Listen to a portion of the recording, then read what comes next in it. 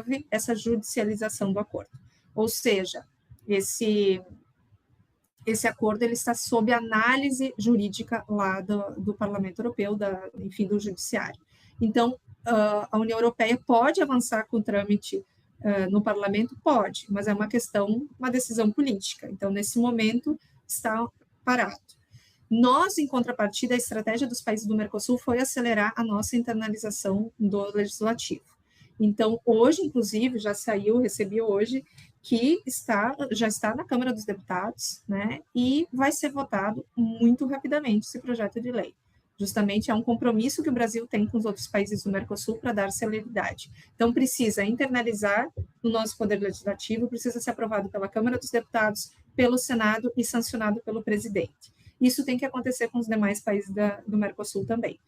À medida que nós tivermos a sanção dos 4 países do Mercosul, aí nós temos a internalização, nós temos uma provocação para a União Europeia. Com a União Europeia, nós já fizemos a nossa parte, estamos muito interessados no acordo, agora vocês têm que acelerar. Então, essa é uma combinação que se tem com a Comissão Europeia. E aí, sim, depois a gente precisa contar com toda essa... que funcione, né, que decole lá, que eles consigam apaziguar as suas questões internas, mas a gente não acredita que, assim, isso não é algo que depende de dias, né? Talvez a gente leve meses até essa situação se resolver. Jonathan, eu queria abrir rapidamente, eu sei que a gente está com um curto espaço de tempo, mas só o link, se o Guilherme puder abrir para mim, por gentileza. Isso é um convite para que vocês realmente entrem nessa página, essa é a página do Siscomex. O link vai estar no final da apresentação, tá? É onde estão postados todos os documentos desse acordo, capítulo por capítulo, tá? Então, eu convido que vocês entrem no link, entrem ali em textos do acordo de parceria EMPA. Esses documentos já estão em português, foram atualizados, né? Então, a gente falou ali da desgravação tarifária. Sob o ponto de vista da União Europeia, né? Vocês querem saber quanto tempo eu tenho para ingressar o meu produto na União Europeia com imposto reduzido. Clica ali, por exemplo, na parte 1, né? Procura a SH do seu produto, a NCM, e identifica qual é a categoria de desgravação, tá? A categoria ou uma alíquota, né, base, vai depender do produto. Aqui a gente entrou mais na parte do agro, que tem algumas especificidades, mas observem a categoria de desgravação. Se vai ser 0, se vai ser 4, 7, 8 ou 10 anos, tá? Então, esse é o primeiro ponto que eu convido vocês a identificarem dos seus produtos. Se tu puderes voltar, por favor. Tá? Outro ponto importante, as regras de origem, regras específicas de origem, capítulo 11, tá? Vão ter no anexo 11b as regras, acho que tu clicasse na seção A, mas a regra específica por produto, tá? É o outro anexo que vai ter, também olhando a SH, identificando qual que é o meu produto e qual é o enquadramento para caracterizar a origem. Está disponível ali no capítulo 11. E o capítulo 20, que é outro que eu convido você... Aqui, ele entrou perfeitamente agora, tá? Então, tem ali a primeira coluna, qual é a minha SH, qual é o meu enquadramento, e no 2, qual é a regra específica pelo meu produto, tá? Isso é importante olhar um a um. E o terceiro ponto que eu convido vocês a olharem é a questão das compras governamentais, dependendo, obviamente, do perfil do produto. Mas aqui vai estar por país, tá? Quais as entidades da União Europeia abrangidas pelas disposições em matéria de compra? Então, vocês vão saber quais são as entidades que vão abrir e que vão ter que colocar essas compras governamentais a público. E assim tem aí por nossa parte também do Brasil. Então, isso é rápido, isso está em português, né? Qualquer dúvida também da nossa equipe, nós estamos à disposição para auxiliá-los, mas tem que haver esse olhar individual de cada empresa para que possa, de fato, analisar na sua individualidade como fica o seu contexto com relação à União Europeia. Excelente. Aqui estão todos os links disponíveis, outros estudos, outras informações, né? Bacana. Bom, gente, então, assim, né, Thaisa, um ponto que pega, assim, hoje, Thaisa, se tu fosse uma diretora de uma indústria, né, qual seria a primeira decisão na prática, assim, que tu tomaria amanhã, por conta do acordo? Não, de novo, eu acho que vai depender do produto, da minha competitividade, né? Então, de novo, eu acho que esse exercício tem que ser feito individualmente, tem que ter esse olhar. tem que analisar, a gente tem BIs, né? Acho que isso é importante depois a gente compartilhar.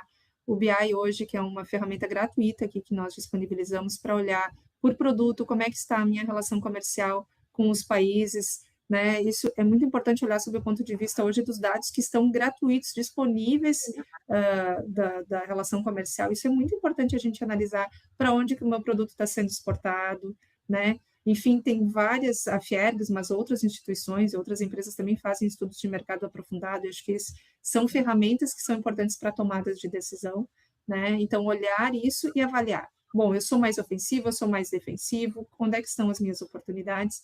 E, de novo, estar atento para outros acordos, outros movimentos que podem impactar positivamente ou negativamente o meu negócio, né? Isso, como tu falaste, faz parte do planejamento estratégico, faz parte da visão de futuro, né, de cada um dos negócios. O acordo por si só, né, gente, ele não vai transformar automaticamente uma empresa brasileira em exportadora ou importadora, né? Mas é a partir dele, como uma ferramenta que quem se organizar vai ter acesso a um dos maiores mercados do mundo.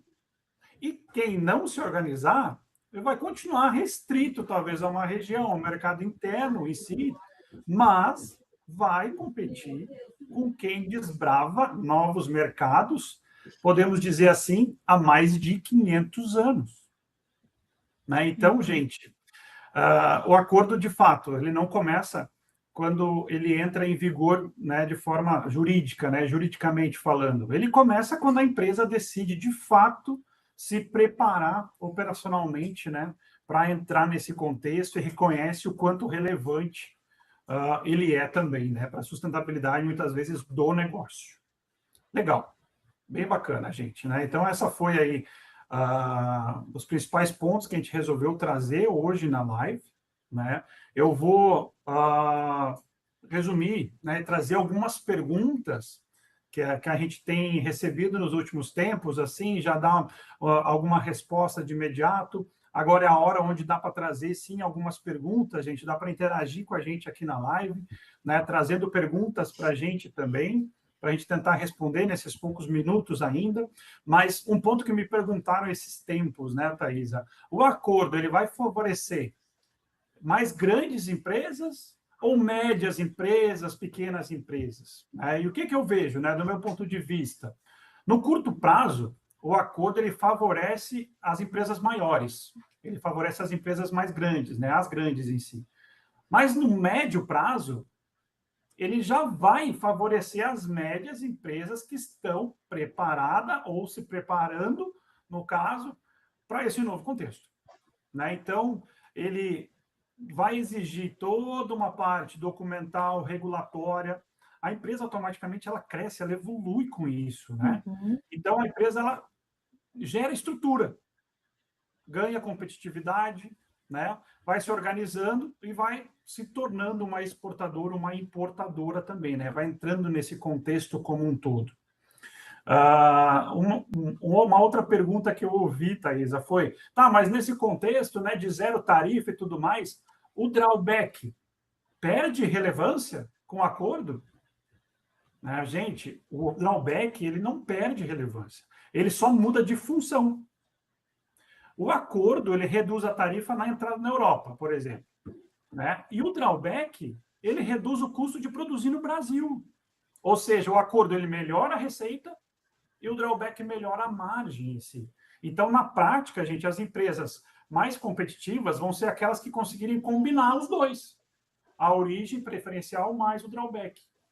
E provavelmente quem usar só né, só uma das ferramentas, vai ficar mais caro que o concorrente que for mais eficiente. Tá? Uma outra pergunta, né? Bem recente agora até, né, da última semana, considerando aí todo o ocorrido. Exportar para a Europa ficará mais fácil do que exportar para os Estados Unidos? Bom, gente, na verdade fica um pouco mais fácil comercialmente falando, mas mais difícil tecnicamente falando, né? Os Estados Unidos ele tem menos burocracia documental, né, Thaisa? Mas mais barreiras comerciais indiretas, historicamente. Na Europa é o contrário. Ela abre o mercado, mas com exigências né, que exigem conformidade, com critérios que exigem conformidade. Então, para entrar no mercado europeu, você vai precisar provar origem, rastreabilidade, adequação ambiental, sanitária. Mais uma vez dentro, a Europa ela é um pouco mais estável e previsível, né, Thaís, do que os Estados É, Unidos. Estados Unidos hoje a frase, né, assim, a legenda é instabilidade tarifária, né? Porque Sim. hoje, de fato, a gente fica num limbo, né? Esse início de semana, principalmente Exato. aqui do nosso ponto de vista, do teu também, que tivemos que responder muitas inquietudes, né, da indústria gaúcha, eu me vi realmente preocupada em saber o que responder, porque Uhum. é uma insegurança total, e a gente, né, sabe o que está acontecendo agora, nesse momento, nesse segundo. Amanhã já podemos ter outras surpresas, né? Então, de fato, É tem verdade. um ponto de vista de insegurança tarifária que compromete a tomada de decisão da empresa, né? O que fazer agora em relação ao mercado americano? É isso aí. Bom, gente, trazendo algumas perguntas, então, aqui, né, do pessoal que está acompanhando a live. Mais uma vez, né, obrigado não só por estar participando, mas por estar interagindo com a gente aqui. Thaisa, né, considerando já o contexto do acordo, né, quais as exigências que tu considera que são aquelas mais críticas que vão travar a entrada no acordo e na União Europeia? Do produto na União Europeia ou do acordo em si? Desculpa, Do, não do, captei. do produto em si. Do produto vai depender do segmento do produto, mas as regulamentações técnicas, né, sem dúvida nenhuma, para aquela empresa que Uhum. nunca exportou, né, que precisa dessa regulamentação enfim, de estar adequado aos regramentos, né, principalmente as partes técnicas, sanitárias e fitossanitárias, né, que são nevrálgicas. Acho que esses são os dois pontos principais. O que muda, sim, é a transparência, o diálogo para essas questões que devem ser bastante facilitadas. Mas, sim, as exigências europeias são bastante intensas, né, e fortes com relação a produtos estrangeiros. Exatamente. É importante, né, a gente olhar, como a Thaisa recomendou, para o seu produto específico e fazer uma avaliação, né, ponderada com base nisso. Né? Então, porque há variáveis e há níveis de exigências e criticidade e tal, diferentes, né, para cada um dos produtos em si, do seu mercado e tudo mais. Uma outra pergunta que fizeram aqui, né, o que muda primeiro? Preço, demanda ou fiscalização? Bom, gente, acompanhando um pouco as empresas, né, como prestador de serviço, né, que dá o suporte na precificação, apuração de custos, no design operacional, né? O que eu vejo hoje, né? Muitas empresas brasileiras, elas formam o preço olhando custo mais margem, né? Então, eu diria que a gente começa pelo preço. Com acordo, né, o que vai acontecer? O preço ele passa a ser formado olhando tarifa efetiva no destino. Né? Então, qual o nível que eu posso chegar lá de competitividade? Então, duas empresas brasileiras com o mesmo produto poderão ter preços diferentes na Europa, simplesmente porque uma consegue comprovar daqui a pouco uma origem e a outra não. Né? Então, é importante olhar para preço, e isso embasado em estrutura, principalmente, né? Em organização, né? Em direcionamento, no caso. Então, a competitividade ela vai deixar de ser apenas produtiva e ela vai passar a ser regulatória também. Tá? Algum ponto aqui, Thaís?